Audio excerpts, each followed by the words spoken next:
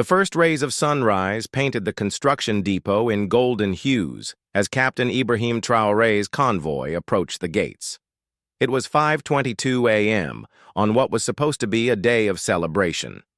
Behind the chain-link fence, 26 pristine construction vehicles sat in perfect formation, bulldozers, excavators, dump trucks, and graders, all bearing the bright yellow paint and proud insignia, donated by the Global Infrastructure Development Initiative. International journalists had already begun arriving in Ouagadougou, their satellite trucks parked outside hotels, where foreign dignitaries prepared speeches about partnership, development, and Africa's bright future. The ribbon-cutting ceremony, scheduled for noon, would showcase these magnificent machines that promised to build roads, bridges, and buildings across Burkina Faso. But Traoré wasn't there for the ceremony. He was there because Colonel Samuel Ouedraogo, his intelligence chief, had whispered 5 words that changed everything. "Sir, something's wrong with these vehicles."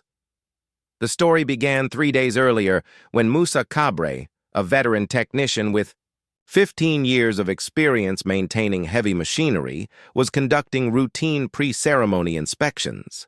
Cabre possessed that invaluable combination of technical expertise and intuitive understanding that comes only from decades of working with engines, hydraulics, and electrical systems. While checking the fuel systems on excavator unit EX-07, Cabre noticed something that made him pause. The fuel consumption readings displayed on the vehicle's diagnostic panel didn't match the engine specifications. According to the manufacturer's documentation, an idle CAT 336 excavator should consume approximately 4.5 liters of diesel per hour when running basic systems. But EX-07 was showing 6.2 liters per hour, even when completely idle with no hydraulic operations running. At first, Cabre assumed it was a calibration error or perhaps a fuel injector problem, but when he checked the other vehicles, he found similar anomalies. Every single machine was consuming 20–30% more fuel than specifications indicated, even when sitting motionless with engines off. Something was drawing power from the electrical systems continuously. When Cabre reported these findings to his supervisor, engineer Umaru Sawadogo, the response was dismissive. "These are brand new machines from the factory," Sawadogo said, barely looking up from his clipboard. "Perhaps there's a break-in period, or maybe the diagnostic software needs updating. We can't delay the ceremony over minor calibration issues." But Cabre knew the difference between calibration errors and genuine anomalies. In his decade and a half of experience, he had learned to trust his instincts about machinery. Equipment didn't lie. People sometimes did. Manufacturers occasionally cut corners, but the machines themselves revealed their secrets to those who knew how to listen. That evening, after the day shift had ended and only the security guards remained, at the depot, Cabre returned with his personal toolkit. The guards, Amadou Dicko and Issouf Kone, knew him well enough to allow his after-hours work. They had seen him spend countless evenings diagnosing problems that others missed, saving the government thousands in unnecessary repairs. Under the harsh glare of portable work lights, Cabre began a systematic investigation of excavator EX-07. Using a digital multimeter, he traced the unusual power draw through the vehicle's electrical system. The readings led him to a section of the machine's main structural frame that, according to the technical diagrams, should have been hollow. But when Cabre tapped on the metal, it produced a different sound. Not the hollow ring of empty steel, but the dull thud of something solid inside. Further investigation revealed that what appeared to be a factory-welded seam was actually carefully disguised access panel. After 20 minutes of careful work with specialized tools, Cabre managed to open the panel. What he discovered inside made his blood run cold and his hands tremble. Nestled within the vehicle's frame was a black metal box approximately the size of a laptop computer, connected to the excavator's electrical system through a web of wires that disappeared deeper into the machine's structure. The device bore no manufacturer markings, no model numbers, no identification of any kind. But its purpose was unmistakably sinister. This was not factory equipment. This was something that had been deliberately concealed, something that wasn't supposed to be found. Cabre's hands shook as he photographed the device from multiple angles with his mobile phone. The implications were staggering. If one vehicle contained such a device, how many others might be similarly compromised? And what was the purpose of these hidden systems? Without touching the device further, Cabre carefully closed the access panel and immediately called his brother-in-law, Corporal Burema Kinda, who worked in military intelligence. Within 30 minutes, Kinda arrived with 2 specialists from the counterintelligence unit. By midnight, working under complete secrecy, the team had conducted preliminary inspections of all 26 vehicles. The discovery was both systematic and terrifying. Every single donated machine contained similar hidden devices, all carefully concealed within structural elements, all drawing power from the vehicle's electrical systems. Colonel Ouedraogo made the call to President Traoré at 5:15 a.m., using the secure line reserved for national security emergencies. His words were measured but urgent. "Mr. President, you need to see this yourself. Don't bring your regular security detail. Come with the Special Protection Unit only." The fact that Ouedraogo was suggesting such extraordinary precautions meant the situation was beyond serious. It was potentially catastrophic for national security. Traoré had learned to trust his intelligence chief's judgment implicitly. During his military career and subsequent rise to political leadership, he had developed an ability to read between lines, to understand when something was merely problematic versus when it threatened the fundamental security of the nation. His convoy approached the depot. Traoré's mind raced through possibilities. Industrial espionage, economic sabotage, foreign intelligence operations. The secrecy surrounding the discovery suggested something far more complex than simple equipment malfunction. When he arrived and saw his first surveillance device, that innocuous black box hidden within tons of yellow steel, Traoré's expression remained carefully neutral. But those who had worked with him for years could see the storm building behind his eyes. This was a violation of sovereignty on a scale that demanded both immediate action and careful strategic response. "Seal this facility immediately," Traoré ordered. "No one enters, no one leaves. Cancel the ceremony indefinitely. Tell the foreign dignitaries there has been a technical delay requiring safety inspections." Over the next 2 hours, Traoré's team systematically dismantled sections of each vehicle, revealing a surveillance network that defied imagination in its scope and sophistication. The devices weren't simply recording equipment. They constituted an integrated intelligence-gathering ecosystem. Each vehicle contained multiple components: military-grade GPS trackers capable of centimeter-level precision, microphones sensitive enough to detect conversations from 50 meters away, miniaturized cameras embedded within hydraulic systems, satellite transmission units capable of real-time data relay, and environmental sensors that could analyze soil composition, essentially allowing the vehicles to map mineral deposits while appearing to work normally. Dr. Aminata Kabore, Burkina Faso's leading cybersecurity expert and a professor at the University of Ouagadougou, arrived at the depot by 9 a.m.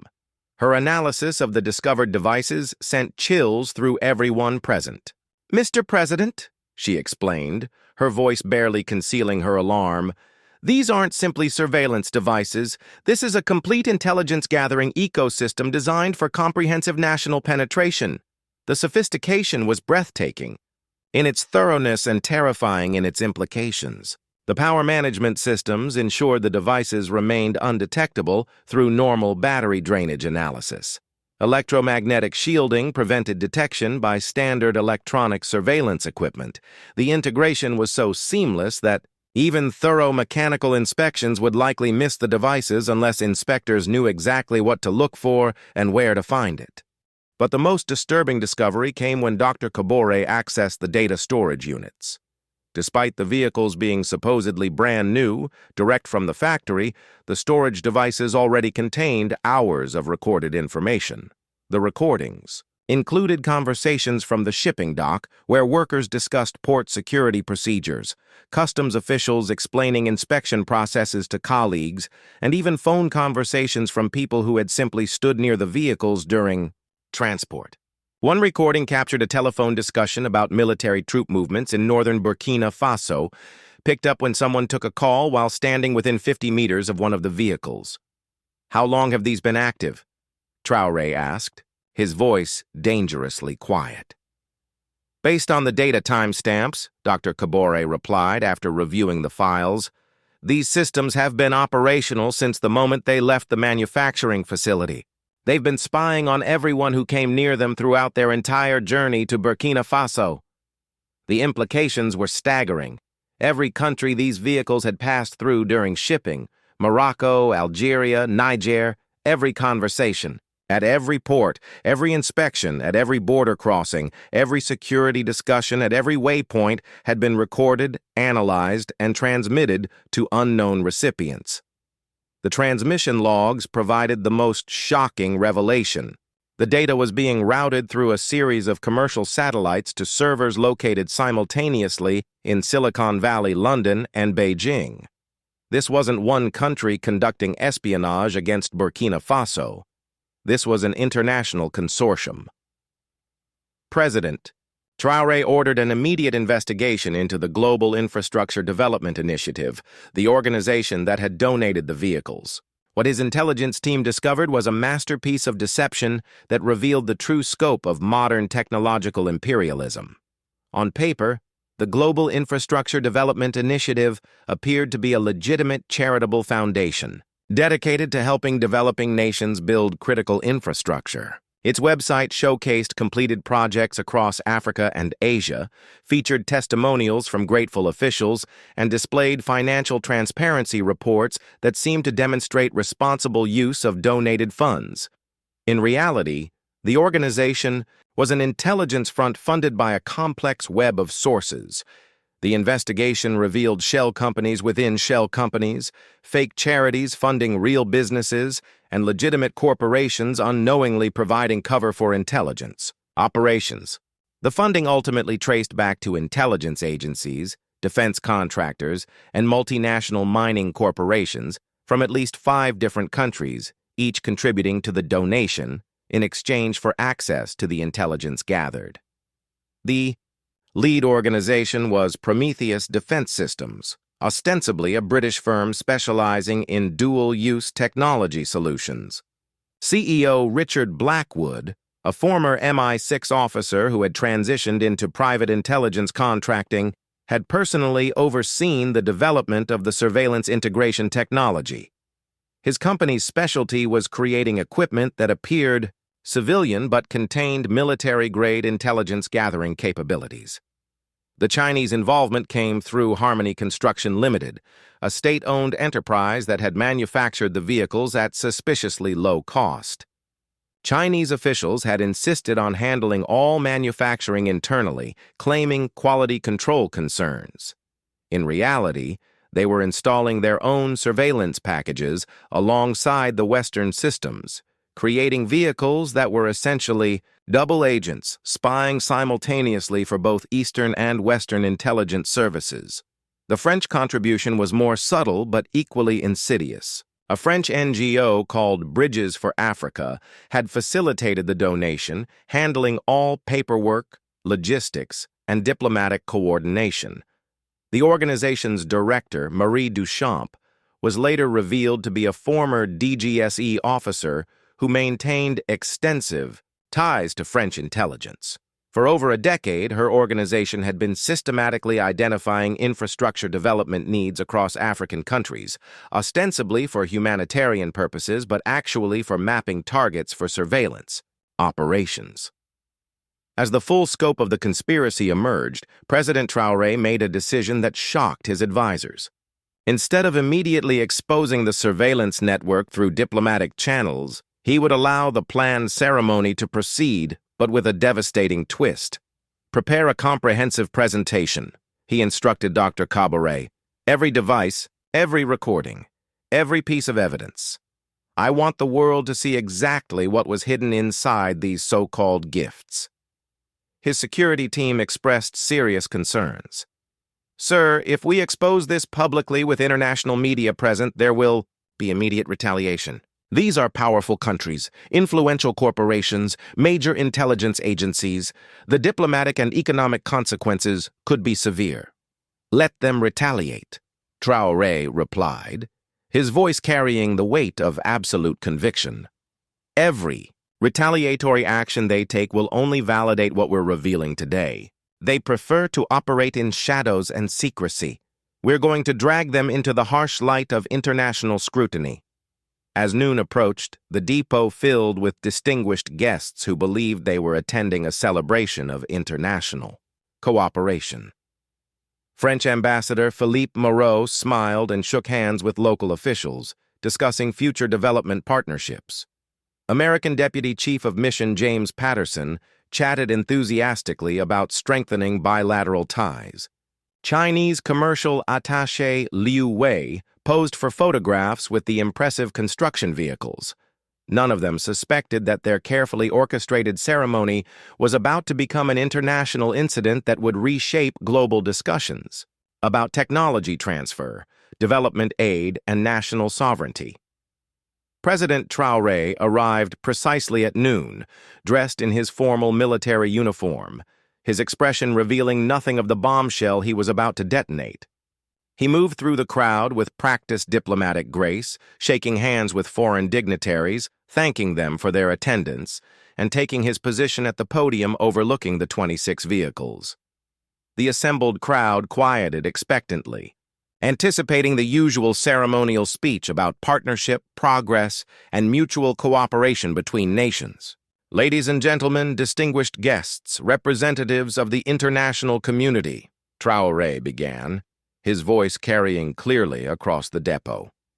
Today was intended to be a celebration of international cooperation and development partnership. These 26 construction vehicles behind me were presented as generous gifts to help build Burkina Faso's future infrastructure. He paused, allowing his words to settle over the crowd. But before we celebrate, I believe in the fundamental principle of transparency in all international relations. Therefore, let me show you exactly what our generous international partners have given us. The large display screen behind him suddenly came to life. The first image showed one of the bulldozers in pristine condition, then transitioned to a close-up of the hidden access panel, finally revealing the surveillance device nestled within, the vehicle's frame. Audible gasps rippled through the crowd. The diplomatic representative's expressions shifted rapidly from confusion to growing alarm.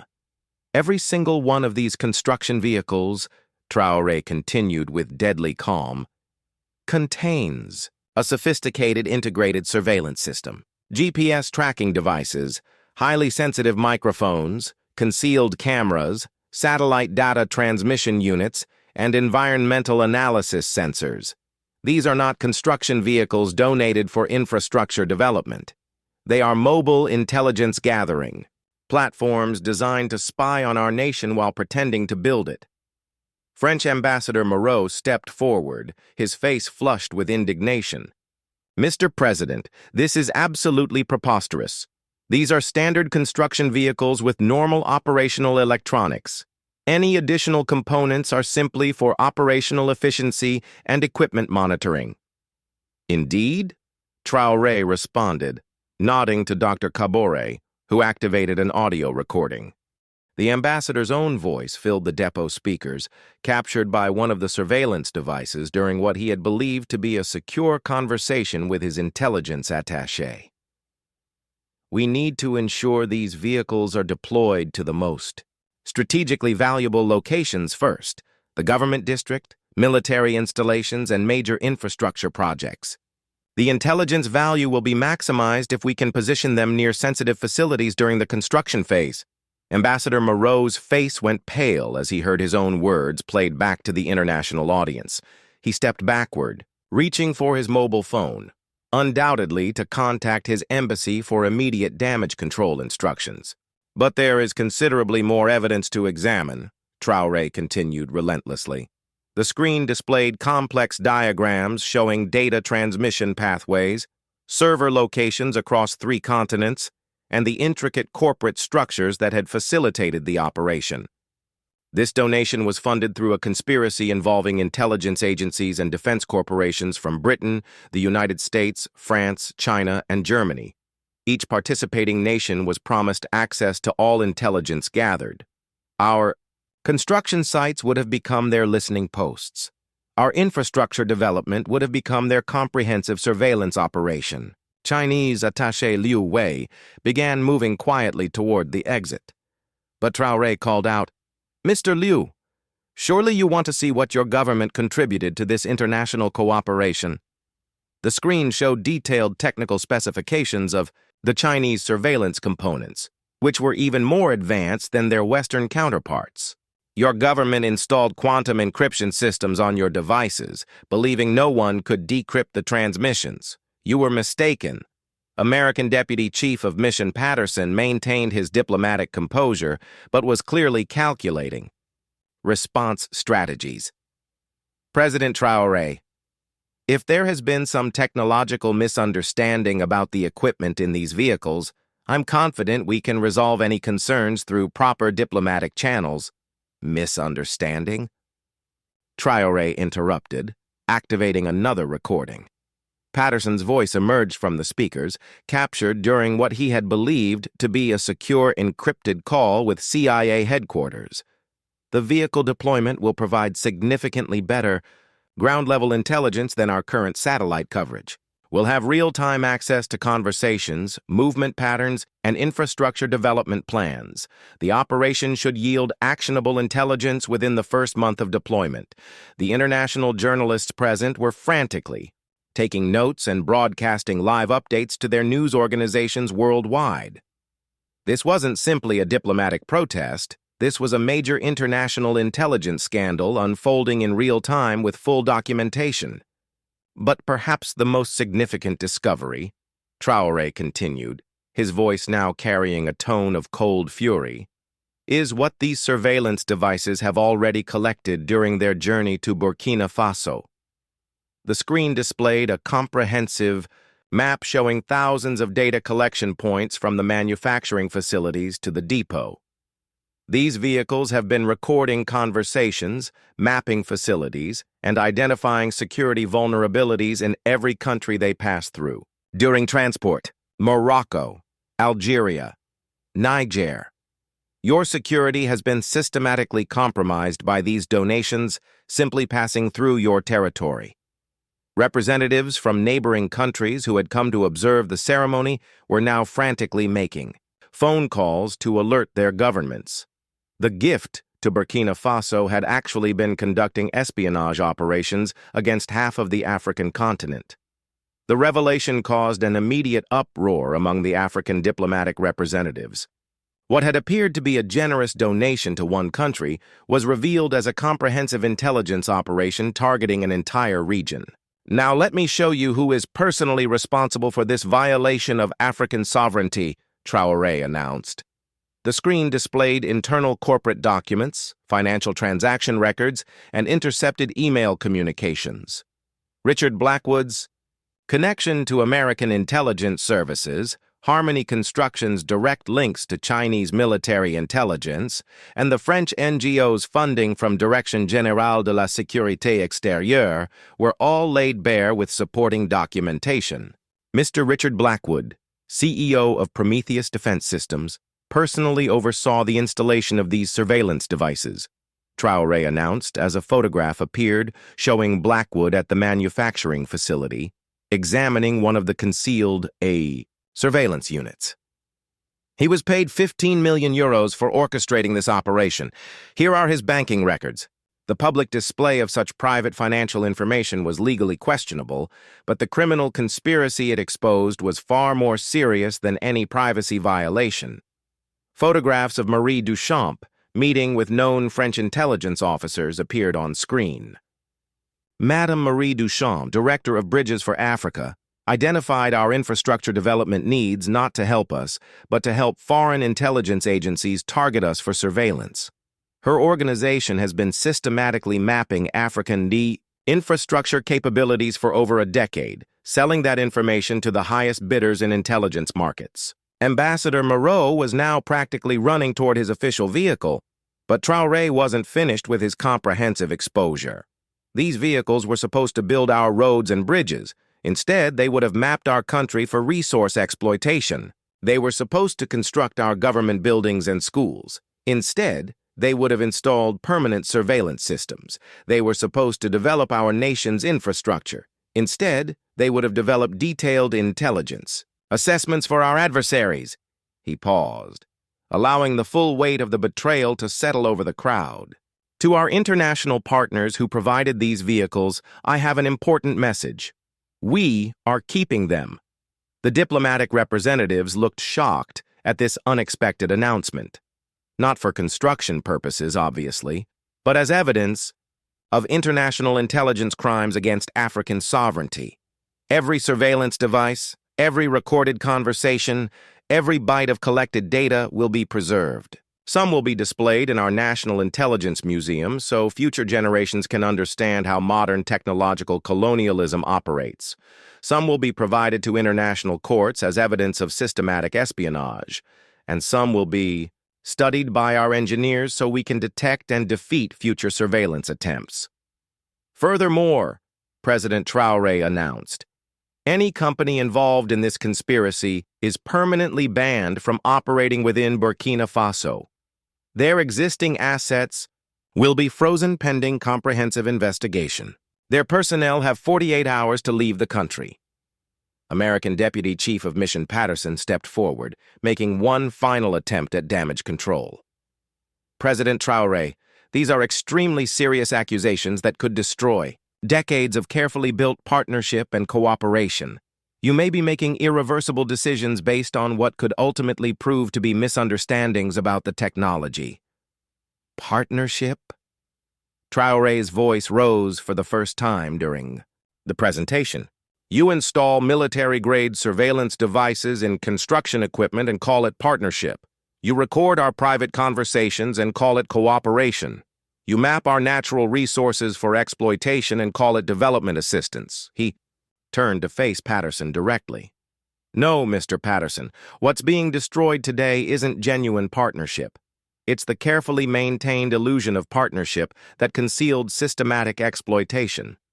Turning back to address the broader crowd, many of whom were Burkinabe citizens who had come to celebrate what they believed was international generosity, Traoré continued.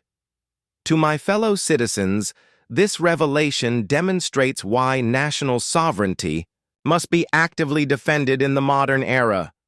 They smile at us while they spy on us. They give gifts while they steal information. They promise to build our future while they plan to control it. The presentation continued for another hour as Dr. Caboret provided detailed technical explanations of each surveillance component.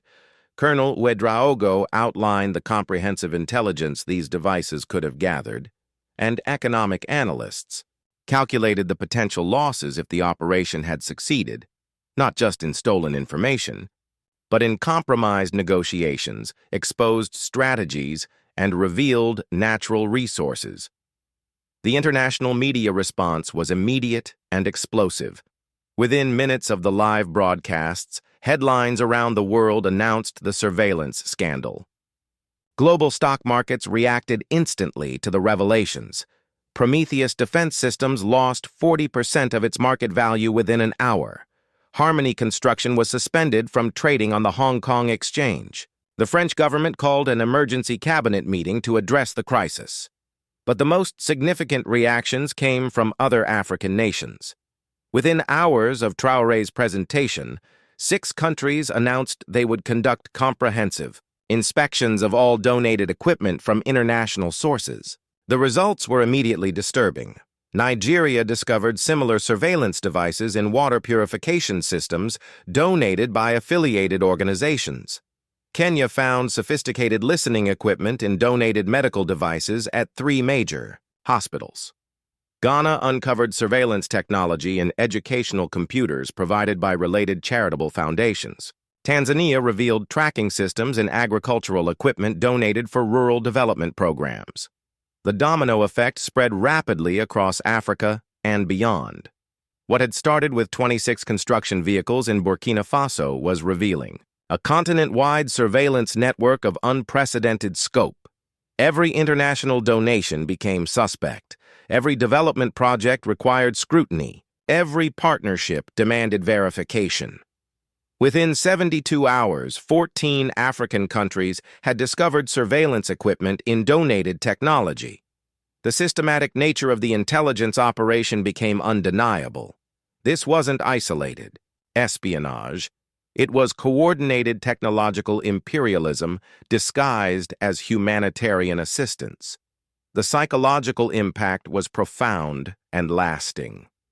The revelation that construction equipment could serve as surveillance platforms fundamentally changed how African nations viewed all technology transfers from developed countries. Nothing could be accepted at face value anymore.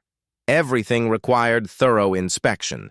Trust was permanently replaced by rigorous verification. But this enforced skepticism created unexpected opportunities. Countries that had been passive recipients of technology became active innovators by necessity. If foreign technology couldn't be trusted, domestic alternatives had to be developed. If donations might contain surveillance, indigenous solutions became essential. Burkina Faso led this technological transformation.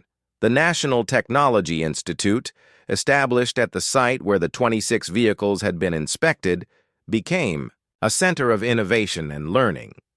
Students who initially came to learn surveillance detection techniques stayed to develop alternatives to compromised foreign technology. Engineers who arrived to understand the surveillance systems remained. To create sovereign technological solutions, the attempt to make Burkina Faso dependent on foreign intelligence had instead forced the development of indigenous capabilities. Within 5 years, Burkina Faso was exporting technology, verified, transparent, surveillance-free technology that carried internationally recognized certification. The Ouagadougou Standard became a mark of equipment that contained no hidden devices, no undisclosed capabilities, no surveillance functions. Products meeting the Ouagadougou Standard commanded premium prices from countries that had learned the true cost of free technological gifts. The economic model had completely inverted.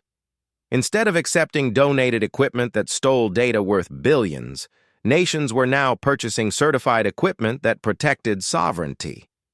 Back at the depot, as the international crowd dispersed and diplomatic representatives fled to manage the crisis, President Traoré stood among the 26 vehicles. They remained impressive machines, powerful, modern, capable of building great infrastructure. But they had also become symbols of how modern exploitation operated through technological deception rather than military occupation. Moussa Cabre, the technician whose discovery had initiated the entire revelation, approached President Traoré. "Mr. President, what should we do with these vehicles now?" Traoré considered the question carefully. "Strip them completely of all foreign components, then rebuild them using our own technology and systems. They wanted to spy on our construction activities. We'll use them to construct our own technological independence." He placed his hand on Cabre's shoulder. "And, Mr. Cabre, you are now appointed as director of our new counterintelligence technology division. Your first responsibility is training others to find what you found." The diplomatic aftermath was swift and severe. French Ambassador Moreau was recalled to Paris within 24 hours. American Deputy Chief of Mission Patterson was transferred to a less sensitive posting within a week. Chinese commercial attaché Liu Wei disappeared entirely, with rumors suggesting he had been recalled to Beijing for extensive debriefing and potential discipline. Prometheus Defense Systems faced criminal investigations in 12 countries simultaneously. Richard Blackwood was arrested at London's Heathrow Airport while attempting to board a flight to a non-extradition jurisdiction. His subsequent trial would reveal even more details about the global surveillance network hidden within international aid programs. Marie Duchamp's NGO was immediately shut down by French authorities attempting to control the expanding scandal. However, investigations revealed that Bridges for Africa was merely one of dozens of similar organizations systematically mapping African infrastructure under humanitarian cover.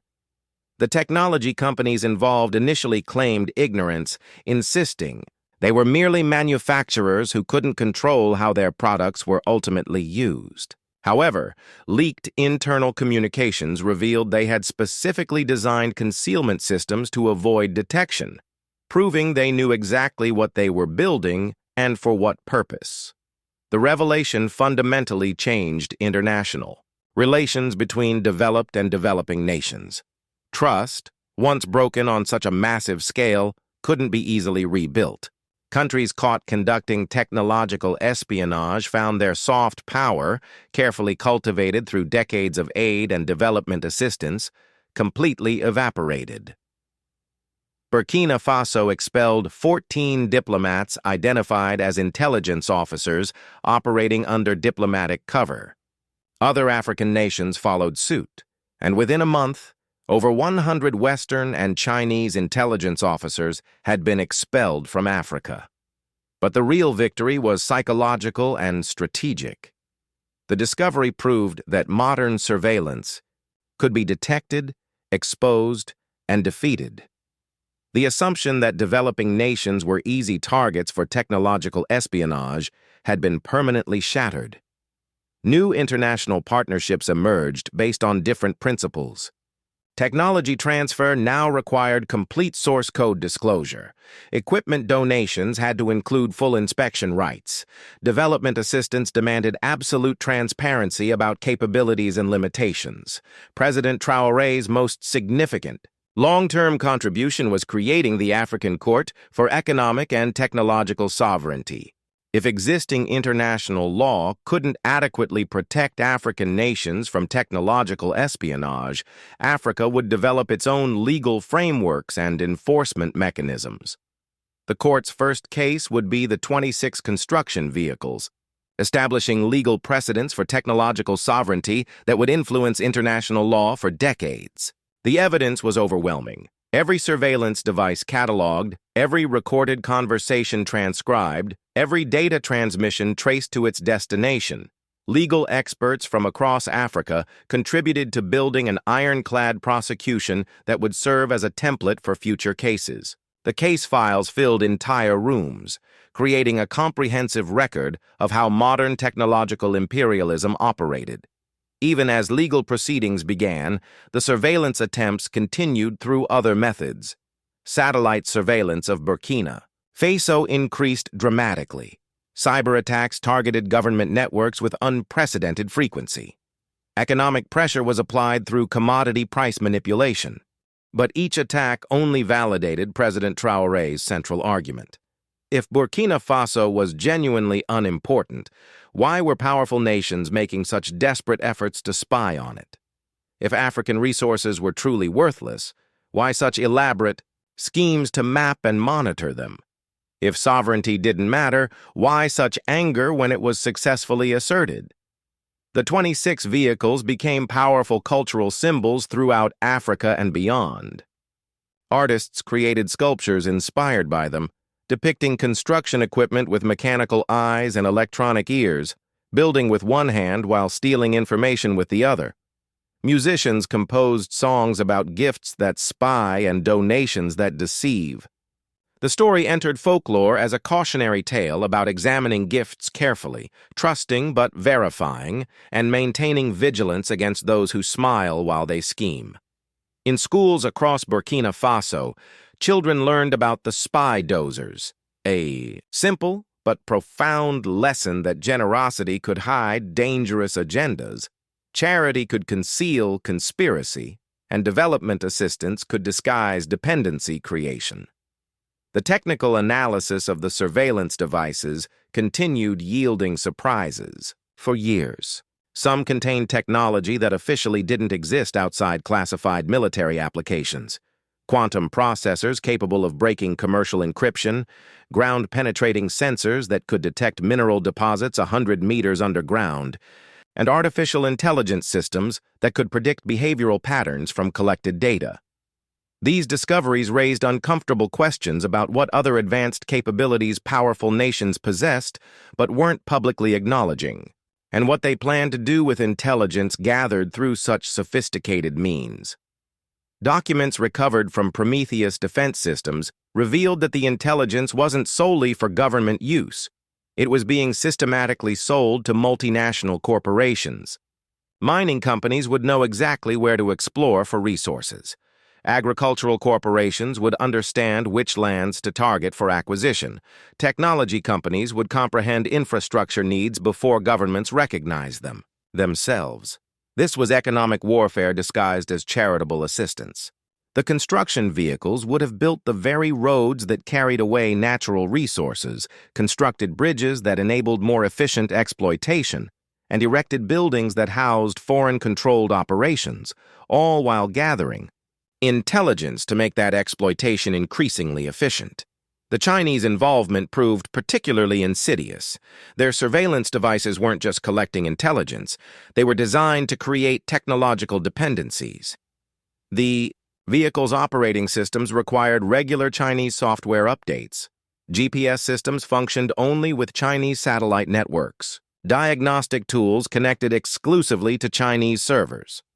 If the vehicles had been deployed as planned, Burkina Faso would have become technologically dependent on China for basic construction capabilities. Every road built would have required Chinese approval through software systems. Every building constructed would have needed Chinese-controlled diagnostic tools. It represented colonialism through computer code, subtle but comprehensive control. The American surveillance components focused heavily on individual identification and tracking, facial recognition systems, voice printing technology, and movement, pattern analysis. They weren't just monitoring infrastructure, they were building comprehensive profiles of every person who came near the vehicles. Construction workers, government officials, military personnel, civilian contractors, anyone who worked with or around the vehicles would have been cataloged, analyzed, and assessed for potential recruitment or manipulation. The CIA would have developed more detailed knowledge about Burkina Faso's workforce and leadership than the government itself possessed. This human intelligence gathering had specific strategic purposes: identifying potential assets for recruitment, recognizing future leaders for possible co-option, and spotting dissidents for manipulation or elimination. The construction vehicles were essentially mobile recruitment and assessment centers for foreign intelligence services. The museum eventually built to house the 26 vehicles became a pilgrimage site for those interested in technological sovereignty, counterintelligence, and the intersection of development and espionage. Each vehicle was displayed with its surveillance devices visible and explained, showing visitors exactly how the espionage had been concealed and ultimately discovered. School children came to learn about modern threats to national sovereignty. Engineering students studied concealment techniques and detection methods. Diplomats visited to understand how charitable assistance could hide intelligence operations. The vehicles that had been designed to spy had become teachers of counter-surveillance. One powerful section of the museum allowed visitors to hear actual intelligence that had been gathered before the devices were discovered. People could hear their own conversations recorded by the vehicles, see maps of facilities where they worked, and observe tracking data of their personal movements. This visceral understanding of what surveillance meant, that every word could be recorded, every movement monitored, every activity analyzed, fundamentally changed how people thought about technology and privacy. International media coverage continued for years as documentaries were produced, books published, and academic studies conducted, analyzing how the operation had been conceived, executed, and ultimately exposed. The 26 vehicles became one of the most studied counterintelligence cases in modern history. At the museum's formal opening, President Traoré delivered remarks that captured the broader significance. These vehicles teach us that sovereignty isn't simply granted by international recognition, it must be actively defended. Not just at political borders, but in equipment warehouses. Not just with military weapons, but with electronic multimeters. Not just by professional soldiers, but by vigilant technicians. Musa Cabre, now recognized as a national hero, spoke about his discovery. "I simply noticed something anomalous. The fuel consumption readings didn't match the technical specifications. That was all. But I had been trained to trust my professional instincts, to question discrepancies, and to investigate irregularities thoroughly. That training ultimately protected our national sovereignty more effectively than any military force could have accomplished. The exposure of the 26 vehicles led directly to the creation of new international laws governing technology transfer between nations. The doctrine of technological transparency required all equipment donations to be completely open to inspection, all software to be open source and verifiable, and all hardware capabilities to be fully disclosed and demonstrable. Countries that refused to meet these transparency standards found themselves isolated from international technology markets. If donors wouldn't allow comprehensive inspection, they were automatically assumed to be hiding surveillance capabilities. If they insisted on closed systems, they were suspected of espionage. The burden of proof had fundamentally shifted. Donors now had to prove their gifts weren't threats to sovereignty. The intelligence agencies that had orchestrated these operations were forced to completely restructure their approaches. The old model of hiding surveillance within aid was permanently dead. New methods required much greater subtlety, but African countries were now watching for those sophisticated approaches as well. For the corporations involved, the scandal proved devastating and permanent. Prometheus defense systems never recovered from the exposure, eventually being broken apart and sold in pieces to different buyers. Harmony Construction lost all its African contracts and faced sanctions that crippled its international operations. The defense contractors who had supplied the surveillance technology faced lawsuits and regulatory sanctions across multiple jurisdictions. However, from this destruction emerged new companies founded on principles of transparency and technological sovereignty.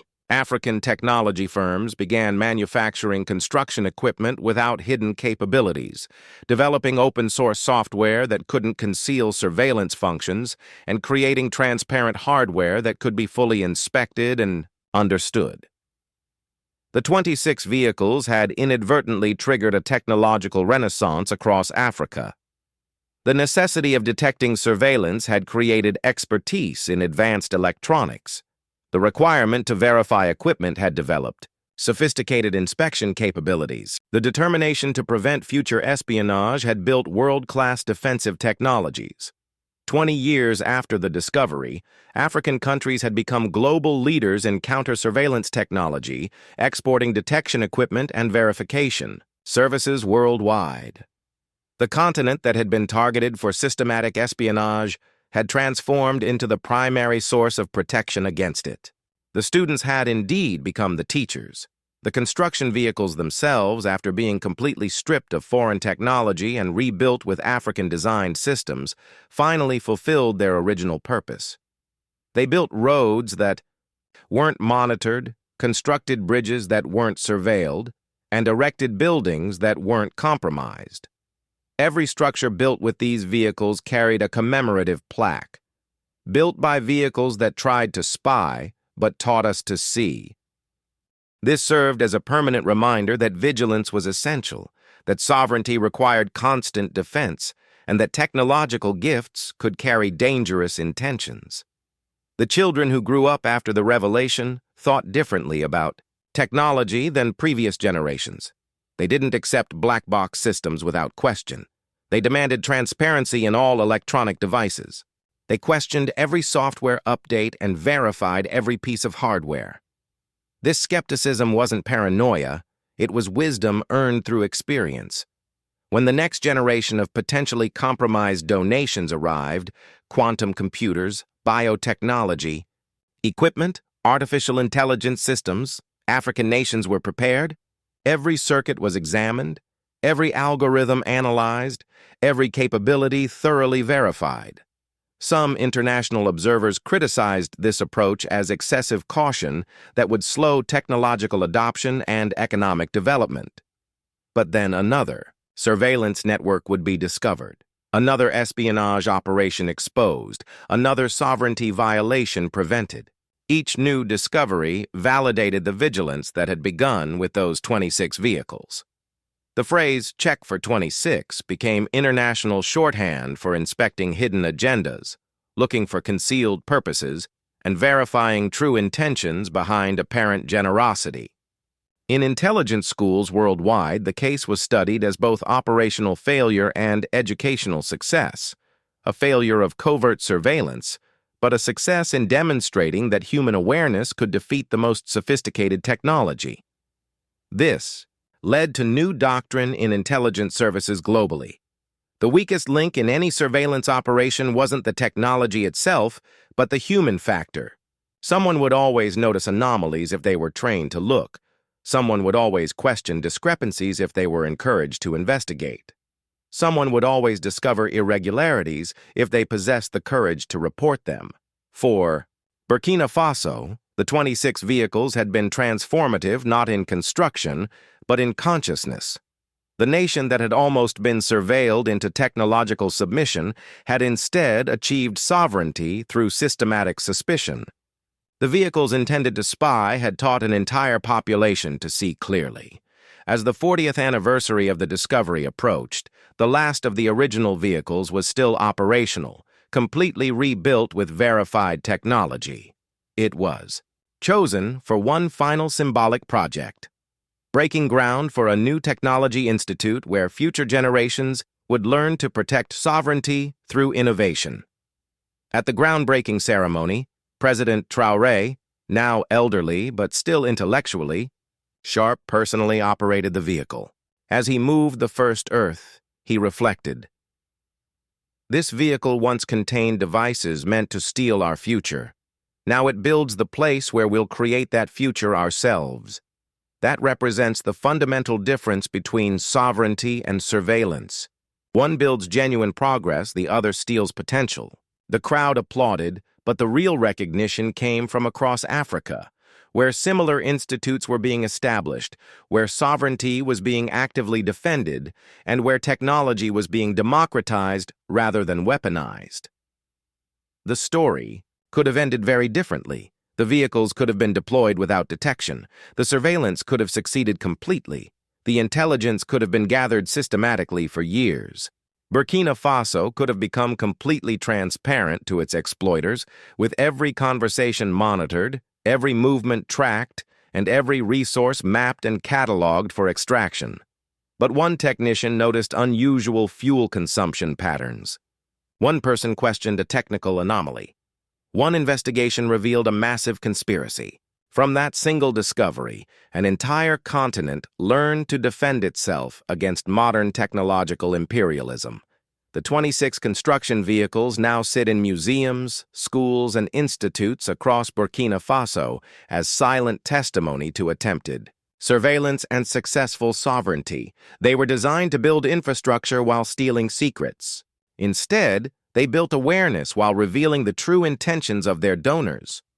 Every person who sees these vehicles in their museum settings understands that sovereignty isn't an abstract political concept. It's a technical reality that must be actively maintained. It's not just political independence, it's technological independence. It's not simply granted through diplomatic recognition, it's defended through constant vigilance. Sometimes that defense begins with something as simple as a technician named Moussa Cabre noticing that a bulldozer is consuming more fuel than its specifications indicate. The donors had believed they were extraordinarily clever, concealing surveillance within charity, disguising espionage as construction equipment, and hiding exploitation behind development assistance. They assumed no one would look inside their gifts with sufficient technical expertise. They believed no one would question their generosity with appropriate suspicion.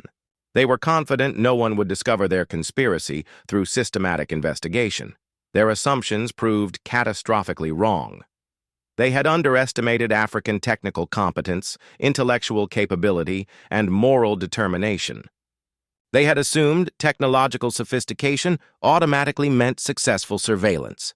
They believed that hidden devices guaranteed undetected espionage, but technology isn't magic. It's human creation. And humans, regardless of their technical skill, inevitably leave traces of their intentions. The 26 vehicles had been discovered precisely because humans built them, humans deployed them, and humans noticed their anomalies. The greatest surveillance network ever conceived had been defeated by human observation, technical competence, and moral courage. The final classified report on the incident, released after 20 years of secrecy, revealed the complete scope of what had been planned beyond the initial 26 vehicles. Phase 2 would have involved agricultural equipment, tractors that mapped soil composition while identifying mineral deposits, harvesters that recorded conversations while collecting crops, and irrigation systems that monitored water usage while tracking population movements. Phase 3 included medical equipment, ambulances that would record patient data while mapping health vulnerabilities, diagnostic machines that would store biometric information while providing medical services, and surgical tools that would gather genetic samples while saving lives. The violation of sovereignty would have extended to violation of human bodies and medical privacy. Phase 4, the most ambitious component, involved educational technology, computers that would monitor student thinking patterns while providing lessons, tablets that would track reading behaviors while delivering educational content, and interactive boards that would record classroom discussions while enabling teaching. They weren't planning merely to spy on the present. They intended to shape and control the future through educational manipulation. The total investment in this comprehensive operation had exceeded $500 million. 5 different intelligence agencies had collaborated across national boundaries. Dozens of corporations had participated knowingly. Hundreds of technicians had built the surveillance devices, all to spy on countries they considered too economically insignificant to matter but too resource-rich to ignore completely. Burkina Faso had mattered enough to notice, investigate, and expose the conspiracy. In doing so, it had prevented thousands of surveillance devices from being deployed across Africa and other developing regions. The legal precedent established by the case fundamentally changed international law regarding technology transfer and national sovereignty. The doctrine of technological sovereignty became internationally recognized. Nations possessed absolute rights to inspect, reject, or modify any technology within their borders. Donors could no longer insist on black box systems that couldn't be examined. Corporations couldn't demand acceptance of uninspected equipment. Intelligence agencies couldn't hide surveillance capabilities behind charitable facades. This legal and practical shift had profound implications for countries that had built their foreign policies on technological dominance and information asymmetry. The assumption that advanced technology automatically conferred strategic advantage was permanently shattered. If recipient countries could thoroughly inspect and completely understand technology, any superiority became temporary and contestable. The educational impact proved generational and transformational. Children who learned about the 26 vehicles grew up understanding that technology carried political implications, that computer code contained ideological assumptions, and that hardware embodied the intentions of its creators.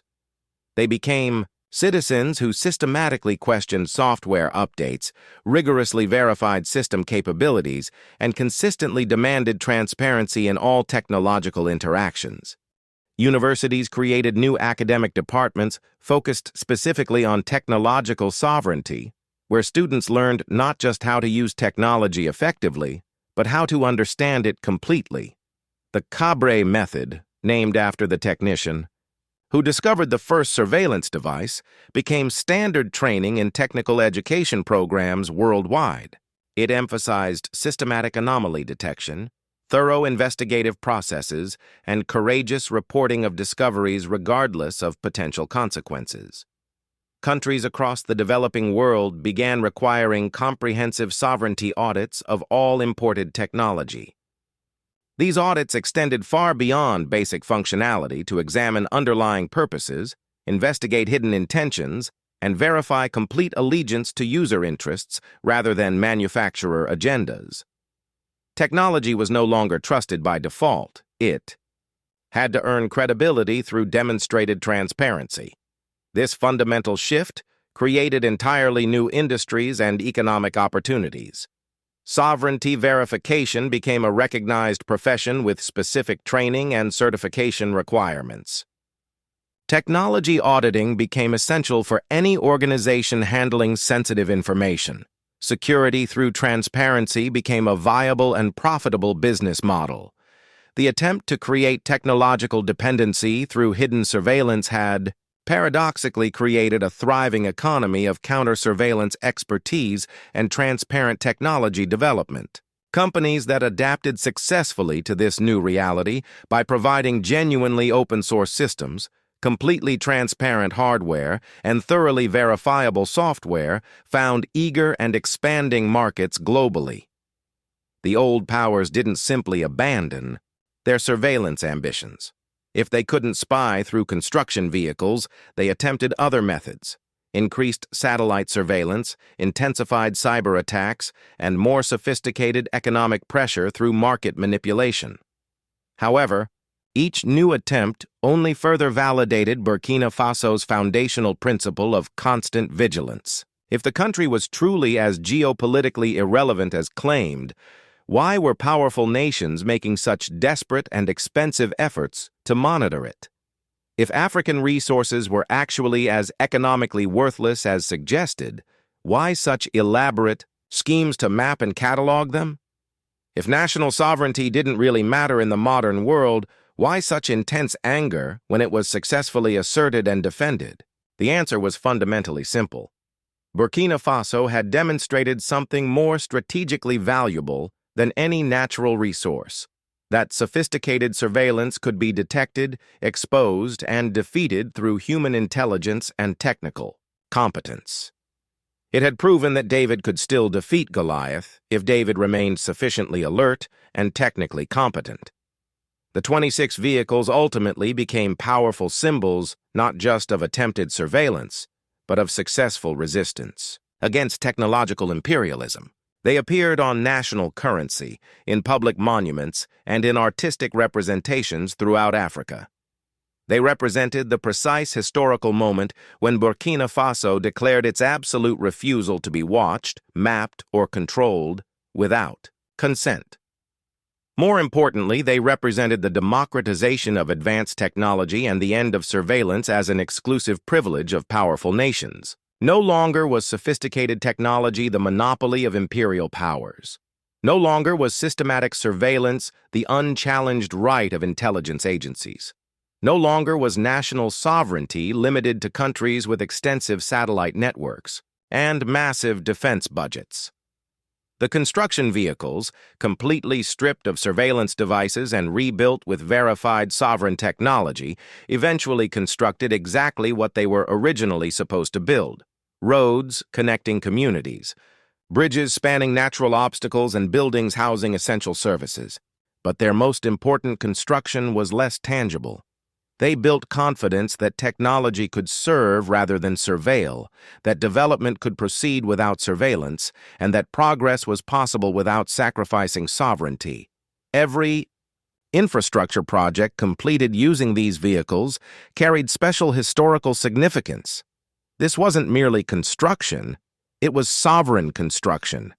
Not just development, but genuinely independent development. Not just building, but building completely free from hidden observation or covert control.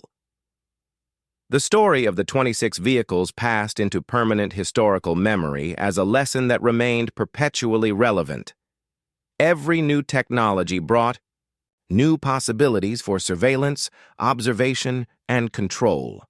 Artificial intelligence, quantum computing, biotechnology, each innovation carried potential for beneficial use or malicious exploitation, but each also faced the systematic scrutiny that had been born from those 26 vehicles parked in a dusty depot in Ouagadougou. Every AI system was examined for hidden backdoors and undisclosed capabilities. Every quantum computer was inspected for surveillance intercepts and data collection functions. Every biotechnology device was analyzed for unauthorized biological data gathering. The vigilance had become permanent, institutionalized, and culturally embedded. The children who grew up knowing the story of the 26 vehicles understood intuitively that gifts could conceal threats, that charity could hide conspiracy, and that development assistance could disguise dependency creation. But they also understood the empowering truth that vigilance could reveal deception, that systematic investigation could expose elaborate plots, and that national sovereignty could be successfully defended through technical competence and moral courage. They became adults who built their own technology, created their own systems, and developed their own solutions, not in fearful isolation, but in honest cooperation based on mutual respect rather than hidden surveillance. They achieved genuine interdependence rather than technological dependency, transparent collaboration rather than covert exploitation, and authentic sovereignty rather than the mere illusion of independence. The museum housing the 26 vehicles expanded continuously over decades as new surveillance attempts were discovered and successfully defeated. Each new display demonstrated the evolution of both surveillance techniques and detection methods, showing how the technological game continued with increasing sophistication on both sides. But the original 26 vehicles remained the foundational centerpiece, the defining story that had changed everything. Visitors from every continent came to understand how construction equipment could contain sophisticated conspiracy, how international donations could hide systematic domination, and how one technician's careful observation could save not just a nation, but a fundamental principle. The final lesson carved in stone at the museum entrance captured the eternal relevance. Technology serves those who understand it completely. Sovereignty belongs to those who defend it constantly. Freedom requires eternal vigilance, sometimes beginning with a mechanic who notices that a bulldozer consumes too much fuel. The 26 vehicles had tried to spy on Burkina Faso and failed completely.